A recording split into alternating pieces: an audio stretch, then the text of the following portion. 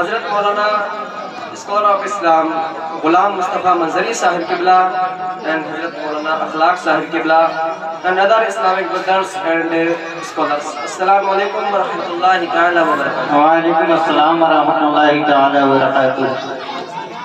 My dear, thank all for giving me the opportunity to speak at this golden occasion, Jashn Eid Milad al-Nabi sallallahu ta'ala alayhi wa sallam. سبحان اللہ. But we want that first of all we should recite the part in the greatest court of Huzur sallallahu ta'ala alayhi wa sallam. Please loudly, Allahu Rabbu Muhammadin sallallahu alayhi wa sallam, Nahnu ibadah رب محمد صلی اللہ علیہ وسلم. I request you that you have to listen my speech noticely, because if you will speak, if you will listen my speech noticely, then inshallah ta'ala your iman will be refreshed. اگر آپ باتوں کو دل سے سنیں گے، غور سے سنیں گے، نظریں عمیق اس پر دوڑائیں گے تو انشاءاللہ تعالی آپ کا ایمان تازہ ہو جائے گا. محترم حضرات، میں چند منٹ آپ کے سامنے بولوں گا اور الحمدللہ میں اپنی جو بھی مجھے اسپیچ کرنا ہے اس وقت پوری انگلش میں بول سکتا ہوں، لیکن چونکہ علماء اکرام باہر تشریف لائے ہیں، میں قریب کا ہوں، میں تمام باتوں پر یہ دھیان رکھتا ہوں. آج کل حالات بہت نازک ہیں، لوگ یہ بھی بولتے ہیں کہ پاس کے لوگ ٹائم خراب کر گئے، تو ان تمام باتوں کو میں دھیان میں رکھتے ہوئے اور چند باتیں آپ سے کہنا چاہتا ہوں. اور جو انگلش کی لائنز بولی ہیں کوئی کچھ بھی سمجھے، لیکن حقیقت یہ ہے، بس میں آپ کو ان لائن سے یہ ذہن دینا چاہتا ہوں کہ آپ کے تعاون سے اور علماء کی علمی صلاحیت سے آج مدارس اسلامیہ اس درجے تک پہنچ چکے ہیں کہ آپ کا بچہ ان مدارس اسلامیہ پہنچ کر صرف علم دین ہی سے سیراب نہیں بلکہ علم دنیا سے بھی سیراب ہو سکتا ہے. سبحان اللہ. یعنی آج اپنے مدارس اسلامیہ سنی مدارس اس درجے کو پہنچ چکے ہیں کہ وہاں آپ کا بچہ ایسا علم بھی حاصل کر سکتا ہے جو دنیاوی انسان کے سامنے، گورنمنٹ کے سامنے آنکھوں میں آنکھیں ڈال کر کے بات کر سکتا ہے. سبحان اللہ. اس لیے آپ حضرات اپنے بچوں کو علم دین سکھائیں اور مدارس اسلامیہ میں علماء کے مشورے سے داخل کریں. انشاءاللہ تعالیٰ آپ کا بچہ علم دین عالم بھی بنے گا اور انگلش بھی اچھی بولے گا، میتھمیٹکس بھی جانے گا، سائنس بھی جانے گا، ادرس لینگویج بھی انشاءاللہ وہ جانے گا. مگر شرط یہ ہے کہ اس کو محنت کرنا پڑے گی، آپ کو صحیح مشورہ لینا پڑے گا، صحیح مدرسے کا انتخاب کرنا پڑے گا. بولے عمل کریں گے تو چند باتیں میں آپ کے سامنے پیش کروں گا، سماعت فرمائیں. اور دوسری بات یہ بھی یاد رکھیں، جس طرح جلسے کچھ اصول ہوتے ہیں اسی طرح سننے والوں کے بھی کچھ قاعدے کچھ اصول ہوتے ہیں. آج لوگ یہ تو کہتے ہیں کہ مولوی کے زمانے میں تاثیر نہیں رہی، ویسے مولوی نہیں رہے، لیکن یہ بھی دیکھو کہ ہم بھی ویسے نہ رہے، ہمارے بھی حالات خراب ہیں، حالات نازک ہیں، یہ پرفتن دور ہے. حالانکہ ان تمام کی وضاحت، ان کی مثالیں پیش کرنے کا وقت نہیں ہے، بس چند باتیں میں پیش کر کے بہت جلدی انشاءاللہ تعالیٰ اپنی بات کو ختم کرنے کی کوشش کروں گا. ایک بار درود شریف پڑھیں. اللہ صلی اللہ علیہ وسلم، نحن عباد محمد صلی اللہ علیہ وسلم. الحمدللہ الحمد لولیہ والصلاة علی رسولہ. أما بعد فأعوذ بالله من الشيطان الرجيم. بسم الله الرحمن الرحيم. قال الله تعالى في القرآن المجيد والفرقان الحميد: ولكن رسول الله وخاتم النبيين. صدق الله العظيم وصدق رسوله النبي الكريم ونحن على ذلك لمن الشاهدين والشاكرين والحمد لله رب العالمين.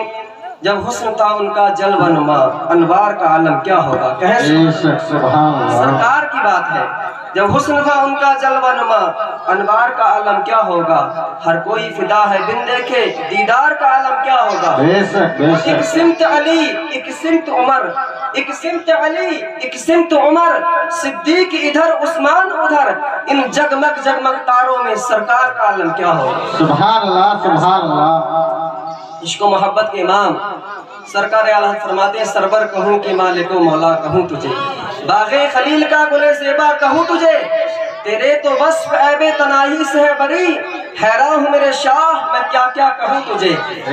ختم سکون رضا نے اس پہ کر دیا، خالق کا بندہ خلق کا آقا کہوں تجھے. بے شک. سبحان اللہ. سبحان اللہ. ان اشعار کی تصریح، ان کی ویاخیا ان کی ایکسپلینیشن کرنے کا وقت نہیں ہے، ورنہ اس میں بہت مزہ ہے۔ بس اتنا سمجھ لیں کہ تیرے تو بس اے بے تناہی، اس بات کا خلاصہ بس یہی ہے کہ سرکار کے اندر اتنی خوبیاں ہیں، اتنی خوبیاں ہیں، اتنی کوالٹیز ہیں، اتنی وشیشتائیں ہیں کہ ان کو ہم شمار بھی نہیں کر سکتے۔ ایک ہوتی لمیٹیڈ، ایک ہوتی انلمیٹیڈ، سیمت اسیمت، یعنی جس کو گن سکتے، کاؤنٹیبل انکاؤنٹیبل۔ تو سرکار کے اندر اللہ نے اتنی خوبیاں عطا فرمائی ہیں، حسن عطا فرمایا، جاہ و جلال عطا فرمایا، ہمت قوت، تمام چیزیں اتنی خوبیاں عطا فرما دی، کوئی چاہے کہ ہم گن لیں، شمار کر لیں تو شمار ہی نہیں کر سکتا۔ کہے سبحان اللہ۔ تو بس میں آپ کو بس ذہن یہ دینا چاہوں گا کہ یہ وقت پرفتن دور ہے اور نازک وقت ہے۔ اس وقت میں ہم کیا کریں کہ طریقے مصطفیٰ کو چھوڑنا ہے وجہ بربادی، اسی سے قوم ہوئی بے اقتدار اپنی، اور ہمیں کرنی ہے شہنشاہ بطحا کی رضا جوئی، وہ اپنے ہو گئے تو رحمت پروردگار اپنی۔ یعنی سرکار کے پیغام پر عمل کرنا ہے۔ سرکار کے فضائل، آپ کے مراتب اتنے ہیں، ایسا آپ کو مرتبہ دیا گیا کہ آپ رسول ہیں اور تمام رسولوں سے اعلیٰ ہیں، یعنی سب سے جو اعلیٰ پوسٹ ہے وہ سرکار کو عطا کی گئی ہے۔ تو اس سب سے اعلیٰ پوسٹ ہونے کا مطلب یہ ہے، کسی کے پاس 100 روپے ہیں تو اس کا مطلب یہ اس کے پاس 50 روپے بھی ہیں۔ جب 100 ہیں 50 آٹومیٹیکلی ہوں گے نا، جو کم ہوتی ہے وہ زیادہ میں داخل ہوتی ہے۔ تو جب سرکار سب سے اعلیٰ اس پوسٹ پر ہے تو اس بات کا مطلب یہ ہوا کہ سرکار سب کچھ ہے۔ کہے سبحان اللہ، سرکار سب کچھ ہے، بات ختم۔ سرکار مخلوق کے اندر جو بھی خوبیاں ہو سکتی تھی، اللہ تو معبود ہے، وہ تو الگ قبیل ہے، لیکن جو مخلوق ہے، جو چیزیں پیدا ہوئی ہیں، ان میں سرکار دو عالم صلی اللہ علیہ وسلم سب کچھ ہے۔ تو اب ہمیں عمل کیسے کرنا ہے؟ دیکھیے، ہمیشہ بکنے والے ہی بہت رہے، خریدنے والے ہی بہت رہے۔ آج آپ دیکھیں کہ تھانے بک جاتے ہیں، کچہریاں بک جاتی ہیں۔ آپ بالکل پریشان نہ ہو، مجھے اپنا ٹائم دھیان ہے اور تقریر 10-12 منٹ، کم سے کم 15 منٹ لگی جاتے ہیں، تو ٹائم انشاءاللہ آپ کا ویسٹ نہیں کروں گا، آپ کو انشاءاللہ بنیادی باتیں بتانے کی کوشش کروں گا۔ تو میں عرض کر رہا تھا کہ آج بھی دنیا بکتی ہے، پہلے بھی دنیا بکی تھی، لیکن ہمارا دل، ہمارا ایمان، ہمارا ضمیر کیسا ہونا چاہیے؟ آج مسلمان بک رہا ہے، مسلمان کے پاس علم نہیں ہے، مگر عشق و محبت کے امام جو اس بڑے شہر بریلی میں جو پیدا ہوئے ہیں، ان سے ہمیں پیغام حاصل کرنا چاہیے۔ جو آپ کی بارگاہ میں نان پارا ایک جگہ ہے، بہرائچ طرف پڑتی ہے، نان پارا کے لوگ آئے تھے آپ کی بارگاہ میں اور سوچا کہ ان کو خرید لیں۔ بس اس کی تشریح کرنا چاہوں گا اس بات کی۔ تو آپ کی بارگاہ میں آئے، عشق محبت کے امام کی بارگاہ میں کہا ان کو خرید لیں، کیونکہ آپ جو لکھتے تھے وہ کمال کا ہوتا تھا، اور آپ جو بھی گستاخ رسول ہوتا تھا اس کی کھلم کھلا طور پر بغیر ڈر و خوف کے، بغیر اپنے کسی بھی نقصان کے آپ اس کی صحیح طریقے سے تردید کرتے تھے، اور جب وقت آتا تھا تو نام لے کر اس کی تردید کرتے تھے۔ تو آپ کی بارگاہ میں لوگ حاضر ہوئے اور کہنے لگے کہ حضور آپ، اور ان کا اسٹائل دیکھیے آپ، کیونکہ کچھ لوگ ہوتے ہیں وہ اپنا کسی کو مارنا ہوتا ہے نا تو چالاکی سے مارتے ہیں۔ وہ جانتے تھے کہ عشق و محبت کے معنی ایک دانا، ایک بہترین عالم، مفسر، محقق ہے، وہ ایسے ہماری باتوں میں نہیں آ سکتے۔ کہا اسٹائل چینج کر دو، اپنا طرز چینج کر دو، ان کو گمراہ کرنے کے لیے ان کے قلم کی جو طاقت ہے، ان کے اندر جو روحانیت ہے، ان کو اللہ نے جو فضائل عطا فرمائے ہیں، اس کو ڈسٹرائے کرنے کے لیے، اس کو نشٹ کرنے کے لیے، اس کو ختم کرنے کے لیے ان کے قلم کو خرید لیتے ہیں۔ مگر وہ جانتے نہیں تھے کہ اعلیٰ حضرت کس خاندان سے تعلق رکھتے ہیں اور ان کا تعلق کس گنبد خضرا میں آرام فرمانے والے کون سے آقا سے ہے۔ خیر، آپ کی بارگاہ میں آتے ہیں، عرض کا کہتے ہیں کہ حضور آپ بڑا اچھا لکھتے ہیں، آپ کی لکھائی کا جواب نہیں ہے، آپ کی رائٹنگ لاجواب ہے، آپ کے اشعار لاجواب ہوتے ہیں، ہم یہ چاہتے ہیں کہ آپ کا فائدہ کر دیں۔ اسٹائل دیکھیں آپ کرنے والوں کا، ہم یہ چاہتے ہیں کہ آپ کا فائدہ کر دیں۔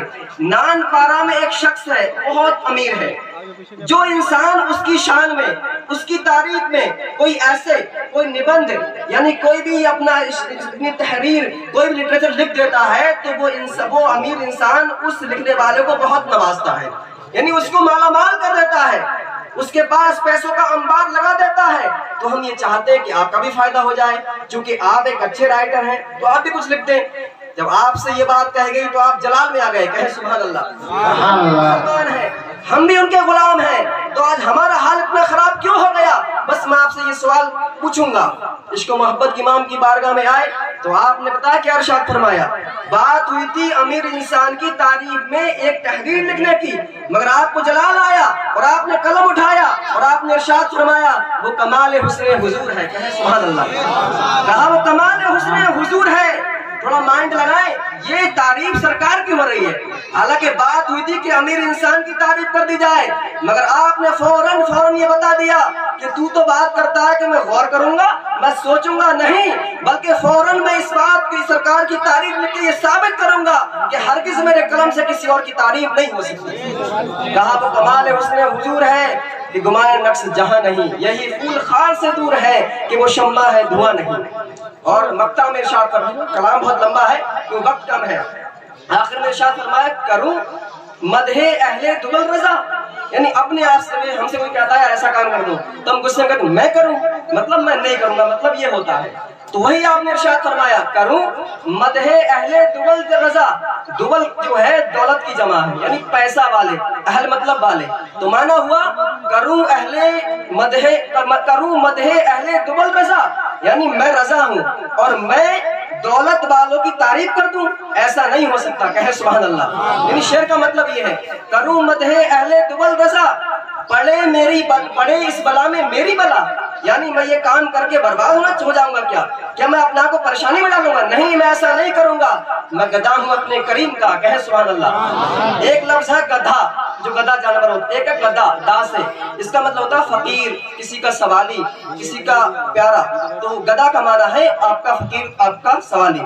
کہا میں گدھا ہوں اپنے کریم کا، میں گدھا ہوں اپنے کریم کا، میں گدھا ہوں اپنے کریم کا، یعنی سرکار اعلیٰ حضرت فرماتے ہیں کہ میں تو سرکار مصطفیٰ، سرکار دو عالم صلی اللہ علیہ وسلم کی بازار میں بک چکا ہوں، یہ قلم بھی بک چکا ہے، اب کسی کی یہ تعریف نہیں کر سکتا۔ حضور پاک صلی اللہ علیہ وسلم کی تعریف کے لیے یہ قلم میں نے وضع کر دیا ہے، اس قلم کو میں نے فکس کر دیا ہے، اس قلم کا سلیکشن کر دیا ہے، اب یہ قلم کسی اور کے لیے کسی کی تعریف ہرگز نہیں کر سکتا۔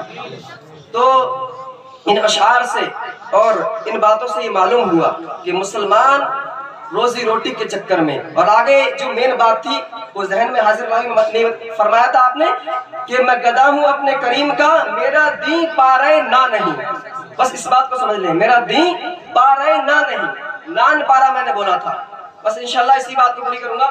نان پارا ایک شہر کا نام ہے، ایک سٹی ہے، تو نان پارا کو آپ الٹا کر کے دکھائیں۔ میں یہ بھی دیکھنا چاہتا ہوں کہ آپ کا مائنڈ کتنا ہے۔ کبھی لوگ کہتے ہیں کہ مولانا پتنا کیا بول گئے، جیسے مولانا غلام مصطفیٰ منظری بولے تھے، ان کی جو تقریر تھی وہ علمی تقریر تھی، اس کے لیے ہمارے پاس تھوڑا علم چاہیے تھا۔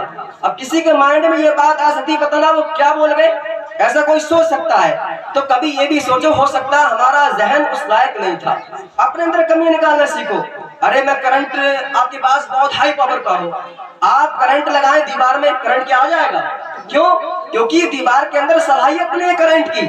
تو کبھی ایسا بھی ہوتا ہے کوئی چیز ہمارے حساب سے غلط ہے، تو ایسا بھی ہوتا ہے کہ ہمارا حساب ہی غلط ہو، ایسا بھی ہو سکتا ہے۔ تو خیر میں عرض کر رہا ہے، عشق محبت کے امام نے فرمایا کہ میرا دین پا رہے نہ نہیں، تو جو نان پا رہا ہے اسے آپ الٹا کریں، کوئی بتائے مجھ میں الٹا اس کا کیا ہوگا، تاکہ میں جان جاؤں کہ آپ ذہن لگا رہے ہیں اور آپ کے اندر بات کو سمجھنے کی صلاحیت ہے۔ کوئی نوجوان بتائے جو اسکول میں پڑھتا ہو، وہ بتائے، اپنا مائنڈ کا یوز کرے، اس کا بلوم کرنا ہے، اس کو الٹا کرنا ہے۔ نان پارا، اس کا الٹا کیا ہوگا؟ شرمانے کی ضرورت نہیں ہے، یہ وقت میں کھایا جا رہا ہے، ساری قوم مسلمانوں کو مارنا چاہتی ہے مگر تم شرماتے رہو گے۔ تمہارے پاس ذہن عطا کیا، تمہیں ذہن عطا کیا گیا ہے، تمہیں طاقتیں دی گئی ہیں، تمہیں قوتیں دی گئی ہیں، مگر تم اس کا صحیح یوز نہیں کر پا رہے ہو۔ کوئی بندہ بتائے کہ نان پارا کا الٹا کیا ہوگا؟ چلیے میں بتاتا ہوں۔ نان پارا کا مطلب ہوا پارا نان، الٹا کر دو، نان پارا، تو پارا کو پہلے لے آؤ اور نان کو بعد میں کر دو، تو ہو گیا پارا نان۔ پہلے نان پارا تھا، اور نان کہتے ہیں روٹی کو اور پارا کہتے ہیں ٹکڑے کو۔ جو پارے ہم پڑھتے ہیں قرآن شریف کی، اس کو پارا کیوں کہتے ہیں؟ پارا اسی لیے کہتے ہیں چونکہ 300 پاروں سے مل کر قرآن بنتا ہے، تو جو پارا ہوتا ہے وہ قرآن کا ایک ٹکڑا ہوتا ہے، اس لیے پارے کو پارا کہتے ہیں۔ تو نان پارا، اس پر پارا نان، تو اس کا مطلب ہوا روٹی کا ٹکڑا۔ اس کا معنی ہو گیا روٹی کا ٹکڑا. نان کہتے ہیں فارسی میں روٹی کو اور پارا کہتے ہیں ٹکڑے کو. تو معنی ہو گیا روٹی کا ٹکڑا. اب اسے پڑھیں گے پارے نان. یہ ایک الگ فارسی کا قاعدہ ہے, یہ گرامر ہے. ہر زبان میں گرامر ہوتی ہے اور گرامر زبان کی جان ہوتی ہے. تو یہ گرامر کا قاعدہ ہے کہ پارا نان کو پارے نان پڑھیں گے, یہ الگ بات ہے. لیکن پارے نان کا معنی ہوا روٹی کا ٹکڑا. تو اس کو محبت کے امام وہاں پر یہ بیان فرماتے ہیں, لوگوں تم یہ چاہتے ہو کہ میں دولت کے چکر میں, پیسے کے لالچ میں آ کر میں اس امیر انسان کی تعریف کر دوں گا اور میری روزی روٹی چل جائے گی؟ نہیں, ایسا نہیں ہے. اگر میں ایسا جب کرتا جبکہ میرا دین روٹی کا ٹکڑا ہوتا. کہا میرا دین, میرا ایمان روٹی کا ٹکڑا نہیں ہے, بلکہ میرا تو جو ایمان ہے وہ نبی کی تعریف کرنا ہے. کہیں سبحان اللہ. کیوں؟ محمد کی محبت دین کی شرط اول ہے. اگر ہو اسی میں خامی تو سب کچھ نامکمل ہے. انشاءاللہ کبھی وقت ملا تو انشاءاللہ کبھی آپ کو بیان کیا جائے گا. علماء اکرام باہر تشریف لائے ہیں تو ہمیں یہ بھی دیکھنا ہے کہ ایسا نہ ہو کہ آپ بعد میں کچھ اپنے اندر کچھ چیز محسوس کریں. اور میں بھی جانتا ہوں کہ کمیٹی کے لوگ کی پنڈلیوں میں تک